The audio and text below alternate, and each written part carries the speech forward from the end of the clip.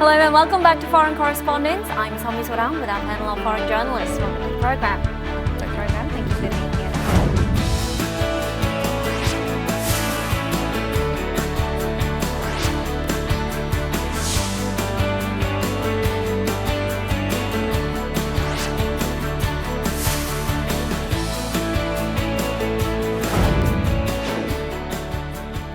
Now, late last Thursday, U.S. President Donald Trump pulled out of the summit meeting with North Korean leader Kim Jong-un. I have decided to terminate the planned summit in Singapore on June 12th. While many things can happen and a great opportunity lies ahead potentially, I believe that this is a tremendous setback for North Korea and indeed a setback for the world.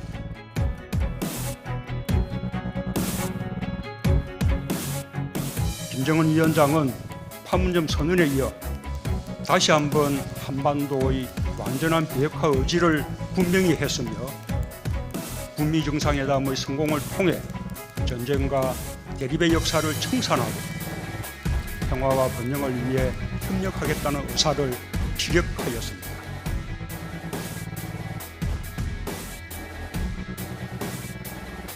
A lot of people are working on it. It's moving along very nicely. So we're looking at June 12th in Singapore. That hasn't changed.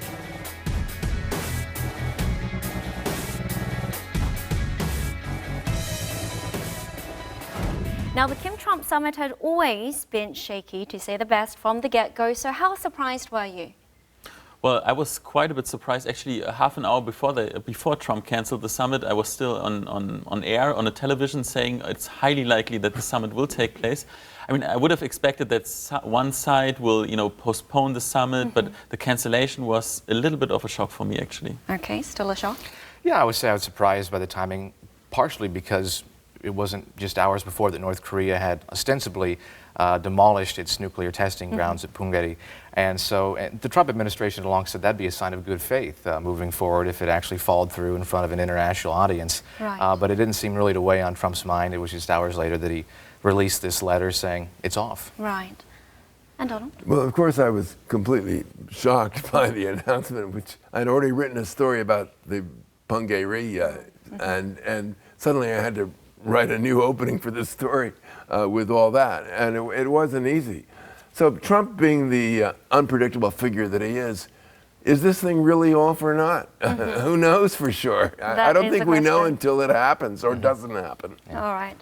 Okay, so this week on Foreign Correspondents, the topic is the Kim-Trump summit cancellation, its background, and where it's headed, its repercussions. The North Korea-U.S. summit, originally scheduled to be held in Singapore on June 12th, is facing huge obstacles. On May 24th, the White House disclosed a letter sent by President Donald Trump to North Korean leader Kim Jong-un, informing him of his decision to cancel the North Korea-U.S. summit.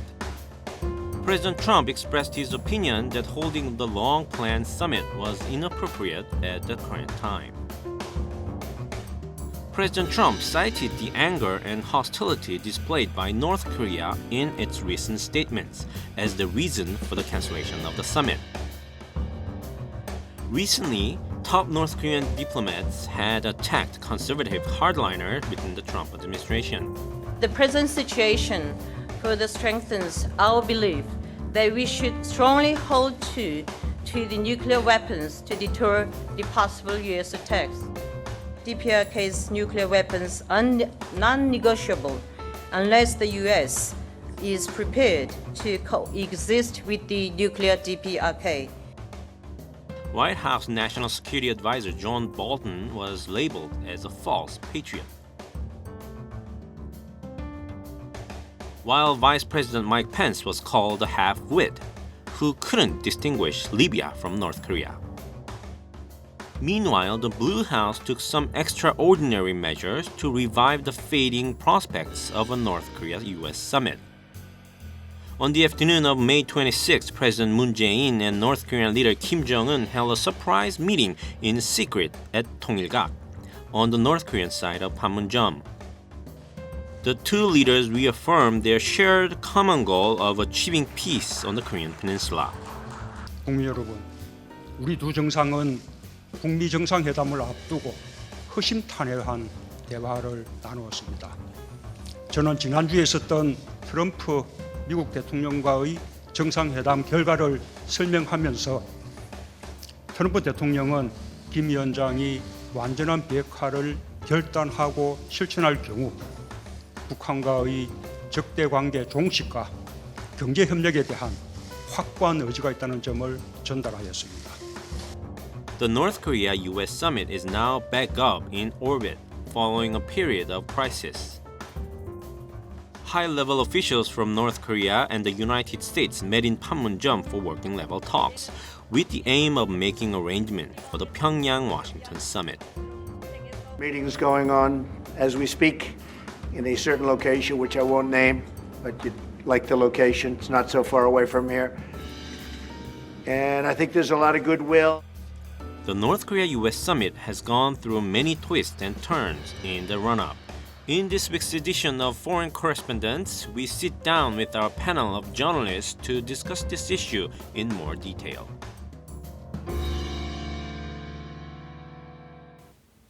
Okay, so let's begin with the May 24th letter that Trump sent to Kim Jong-un. What was your overall assessment of it? Well, on the one hand, it seemed polite and quite diplomatically phrased until you got to the line about how our nukes are better than your nukes, or we have a lot more nukes than you do. Right, and God hope we don't use them. And it was as if there's the fist. He began with the nice talk, and then he was, brandishing a fist. So it was an interestingly written letter. But I don't know what to make of all these things. What inspired it was the statement from a vice foreign minister, not the vice foreign minister, but a vice foreign minister, in which she used quite insulting language regarding Vice President Pence. On the other hand, when you got to the bottom of her statement, she was saying, well, if they want to call it off, they can. But indicating that they were still ready to talk. Okay. Well, it's worth noting that in the weeks leading up to this letter, not once but twice, North Korea attacked the U.S. administration. First, Security Advisor John Bolton, and then Mike Pence.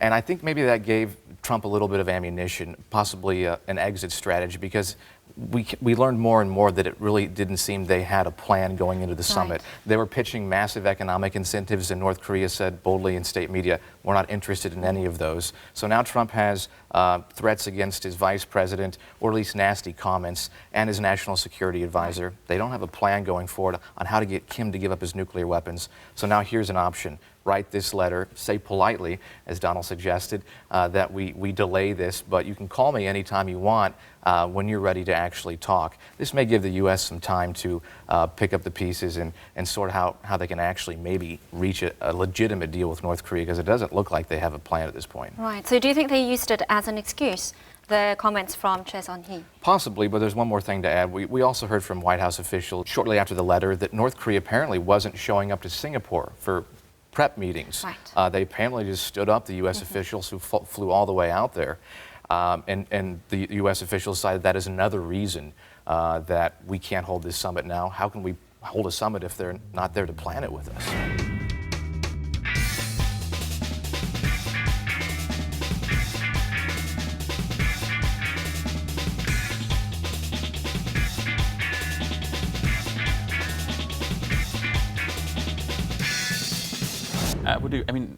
I don't understand why the U.S. Is citing the slow negotiation process as the main reason for canceling the summit. Because when you say of course, those comments against Pence were nasty, but it's like someone, let's say you try to trigger a fight, but then in the end you're too you can't stand the heat and then you go away. I think Trump triggered that situation, and we should not confuse cause and effect. North Korea did quite a lot of concessions in the recent weeks, and the U.S. was very hardline. I mean, they canceled the Iran summit. That was not good for the North Koreans. They had those Libya comments all the time. There was not. They had the B-52 bombers, or reportedly, with their military drills. So I don't see North Korea as a driving force, but rather reacting. And about the letter, I found it not so polite, but very funnily worded, and that is an indication that I think Trump himself dictated that letter. It seems very authentic, and Seoul's reaction was, we don't know what to make out of this letter. We first have to see, and that was also my reaction. I didn't really know it had so many directions, and the message was not really clear. Right. Okay. Actually, I would have thought that Trump wrote that letter in close coordination with National Security Advisor John Bolton. Okay. I don't think he just sort of flipped it off without pretty good consultation with Bolton. I'm not sure if he also talked to Pompeo about it, but I think it's pretty sure that he talked to Bolton about it. Okay, do you have different opinions? No, I agree. I think it was in consultation probably with John Bolton, but it certainly had that Trump touch. Right. That's all I have to say about that, yeah. His Trump style of wording. Yes, definitely. Now, if we talk about the timing of it, it came just hours, as you mentioned earlier, just hours after Pyongyang ostensibly dismantled its Punggye-ri nuclear site. So what do you make of that, the timing of it? Well, Trump doesn't look good in this. I mean, at least for most countries and the audiences in most countries, Trump is, they will put the blame on Trump for the cancellation. And we know from the journalists who are right now in North Korea, for example, Will Ripley from CNN, he was in a room with party officials, North Korean party officials, while the news came out, and they were really shocked and they surprised. stood up and... Because in their point of view, we just detonated our nuclear test site, right? And now this happens, so that came as a surprise, I think, for them too. Okay. Now, if we have a look at the regional powers, Donald Trump said during his summit with President Moon Jae-in that he thinks Kim Jong-un changed his tone after talking with President Xi Jinping of China. So what kind of influence do you think China had? It's hard to say. I mean, those conversations between the leadership of China and North Korea are always pretty untransparent. Kim Jong-un traveled there recently, and there was analysis saying both sides. Kim went there to ask for China's help. He said, hey, can we cut a deal to make sure that these sanctions come down a little bit? How can you help us out on that front? Others suggest that he was simply there just to reassert his authority. I'm the leader of North Korea. I can travel here because I want to. I'm an international player, and it was to create a bolder image for Kim. And it's interesting to speculate on what Xi could have maybe offered Kim Jong-un, but it's hard to say. And beyond that, regionally, I'm not too familiar with what could play out. Okay. Fabian? Well, I don't know what happened, but I mean, definitely China has the highest leverage on North Korea. So if Xi Jinping wanted to collapse the economy of North Korea, he could do that in a couple of months, I guess. But of course, China doesn't have an interest for a collapse of the North Korean regime. But yeah, I think Xi Jinping has a lot of authority towards Kim Jong-un. I ultimately think Xi Jinping wants this situation to end peaceably. Threats of war aren't good for the Chinese Republic as well. And they rely on border trade, or North Korea relies on border trade with China, so I think they have probably the strongest shared interest at this point. Right. Okay. There's a theory that Kim Jong-un would like to have a summit partly to get out from under the thumb of China, that he would like to play the U.S. against China and be somewhat more non-aligned, which is extremely difficult. Some people think that, Xi Jinping summoned him and was trying to tell him what to do, and maybe Kim Jong-un didn't really like to be told what to do. Certainly the North Koreans in general don't like China to be telling them what to do. And I imagine Kim Jong-un would feel that way too. So, if the U.S. got along with North Korea, with Kim Jong-un, then there's the chance that North Korea could be pulled into a somewhat, I won't say really non-aligned, but a somewhat less close to China, somewhat away from China. Okay. Now, the cancellation also came on the heels of the Moon-Trump summit. So do you think this shows some sort of problem with Moon's diplomacy? I think that he's doing everything he can to try to bring President Trump and Kim Jong-un together again. See if they can sort out a meeting. See if maybe Kim Jong-un might say, well, no, we really want to see you. He can be quite charming himself, as we know from his summit with Moon. So, I think that Moon is certainly more than a little taken aback by this. But I think that we're going to see him still trying to bring about reconciliation and, above all, dialogue between Trump and Kim Jong-un. That, as far as Moon's concerned, I don't think that's over yet.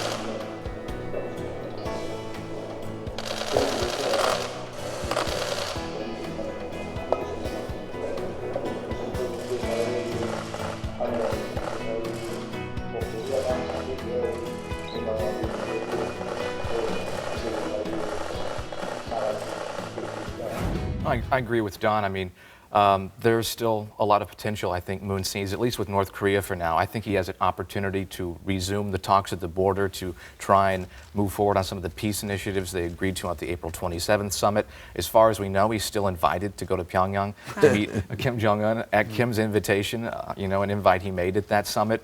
And Moon is of the mindset that if we look at the past and we look at past summits that failed and didn't lead to denuclearization, we're only going to fail again. He said, why not now?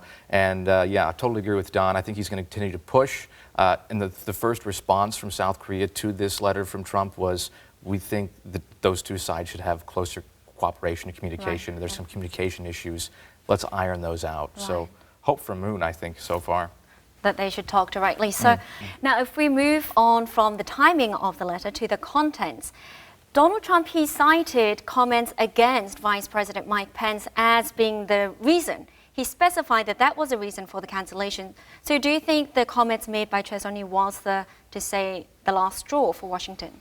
I'm sure it upset President Trump and especially Vice President Mike Pence. But as Fabian suggested earlier, why not the fact that North Korea didn't show up to Singapore for the for the planning meetings for this summit? And that's what we've heard from Washington officials.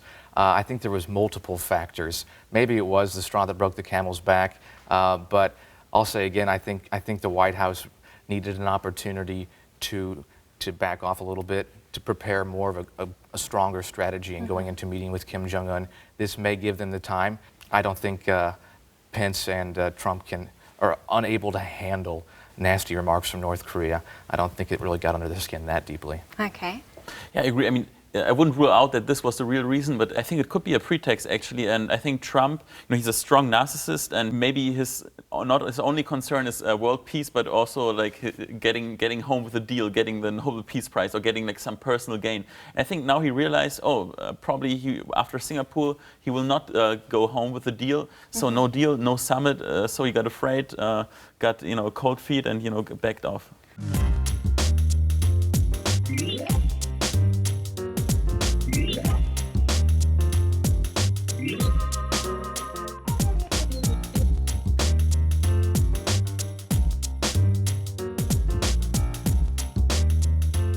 So perhaps if he couldn't achieve the deal to the outcome that he wanted, better not have the deal in the first place.